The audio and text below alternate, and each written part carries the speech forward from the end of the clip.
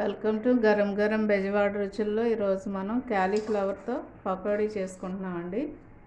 Cauliflower ఇలా సన్నగా పీసులు కట్ చేసుకొని గోరువెచ్చని నీళ్ళతో కొంచెం సాల్ట్ వేసి శుభ్రంగా ఇలా తెల్లగా వచ్చేటట్టుగా కడిగి పక్కన పెట్టుకుందాం. ఇప్పుడు ఒక చిన్న గిన్నె పెట్టుకుని నేను దానిలో కొంచెం వాటర్ వేసానండి, ఎందుకంటే కొంచెం బాయిల్ చేస్తే బాగుంటుంది అని.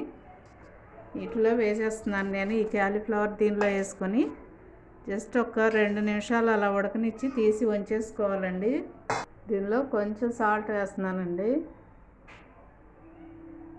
మనం దీన్ని ఒక 5 నిమిషాల పాటు ఉడకనిచ్చి దించేసుకుందాము. చూడండి, చక్కగా ఉడికిపోయాయండి. ఇప్పుడైతే మనం దీన్ని ఇలాంటి జల్లెడిది మీ దగ్గర ఉంటే ఇలాంటి దానిలో వడపోసేసుకోండి. వాటర్ లేకుండా చక్కగా ఫ్రెష్ పొడిగా ఉంటాయి. నేను దీనిలో వడపోస్తున్నానండి.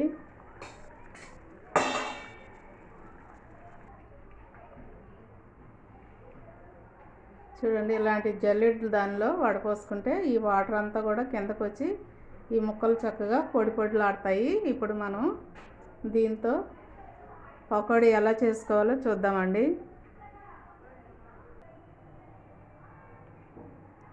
క్యాలీఫ్లవర్ పకోడీ కలుపుదామండి. ఇప్పుడు మనం ఫస్ట్గా నేను రెండు పెద్ద స్పూనులతో శనగపిండి వేస్తున్నాను.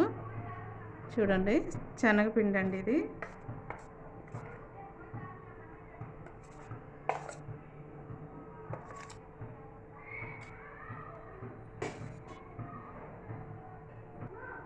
చూడండి, ఒక పెద్ద స్పూన్తో నేను రైస్ పిండి వేస్తున్నానండి. ఇది రైస్ పౌడర్ అండి ఇది. అలాగే ఇంకొక స్పూను కార్న్ఫ్లోర్ వేస్తున్నానండి. ఫుల్గా నేను 1.5 స్పూన్ వేస్తున్నానండి కార్న్ఫ్లోరు.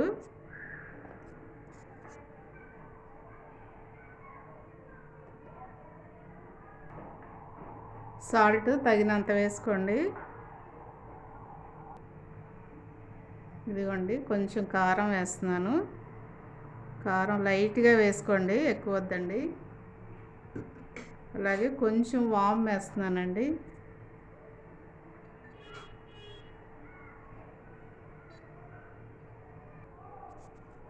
చూడండి, లైట్గా వాటర్ వేసి కలుపుకుందాం మనం.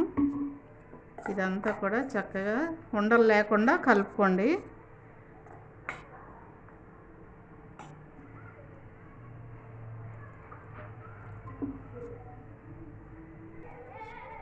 నేను లైట్గా ఫుడ్ కలర్ వేస్తున్నానండి.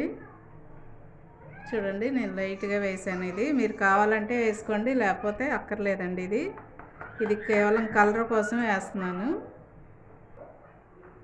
ఇప్పుడు దీనిలో క్యాలీఫ్లవర్, ఇందాక మనం బాయిల్ చేసుకుని పెట్టుకున్న క్యాలీఫ్లవర్ వేస్తున్నానండి. ఇవన్నీ కూడా చక్కగా కలిపేసేయండి. ఈ పిండి అంతా కూడా ఈ ముక్కలకు పట్టేటట్టుగా కలుపుకుందాము.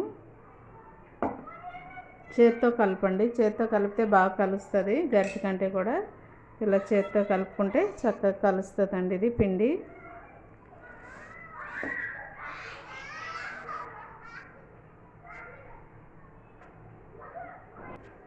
కడాయి పెట్టుకొని ఆయిల్ వేసుకున్నామండి. ఆయిల్ తగినంత వేసుకోండి. కొంచెం ఈ పకోడీకి ఆయిల్ కొంచెం ఎక్కువే పడుతుంది, ఎందుకంటే ఇది వేయించడానికి ఆయిల్ ఎక్కువే పడుతుంది కాబట్టి కొంచెం ఎక్కువే వేసుకోండి. ఆయిల్ హీట్ ఎక్కిందో లేదో చూద్దామండి. ఒకటేసి మనం ఇంకా వేడెక్కలేదు. ఆయిల్ మాత్రం బాగా వేడెక్కాలండి. వేడెక్కిన తర్వాత మీడియంలో పెట్టుకొని అప్పుడు ఈ క్యాలీఫ్లవర్ మనం దానిలో వేసుకోవాలి. ఆయిల్ వేడెక్కింది కదండి, మనం ఇప్పుడు మీడియంలో పెట్టుకుందాము స్టవ్.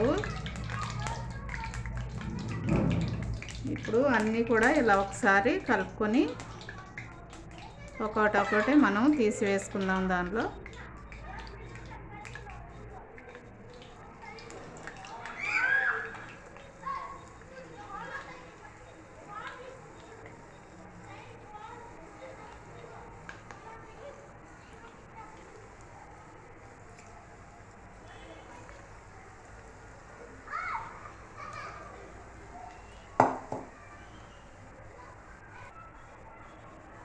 ఇలా కొంచెం స్లోగా తిప్పుకుంటూ ఉండాలండి, ఎందుకంటే అన్ని వైపులా వేగాలి కదా.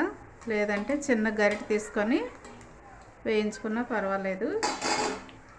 లేదంటే ఇలాంటి గరిటె తీసుకొని, లేకపోతే మీ దగ్గర చిల్లులు గరిటె ఉన్న దాంతోనైనా వేయించుకోవచ్చు.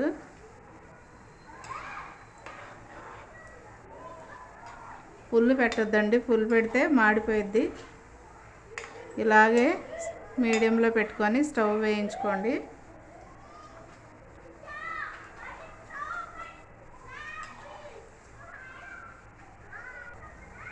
చూడండి, ఇట్లా ఎర్రగా చక్కగా దోరగా వేగేంత వరకు ఉంచుకోండి.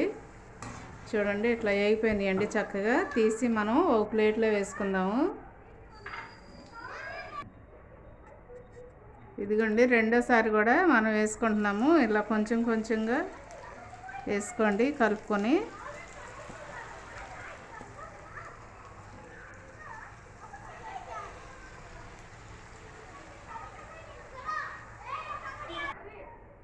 చూడండి, ఎంతో టేస్టీగా ఉండే క్యాలీఫ్లవర్ పకోడీ రెడీ అయిపోయిందండి. కాబట్టి తప్పకుండా మీరు కూడా ట్రై చేయండి.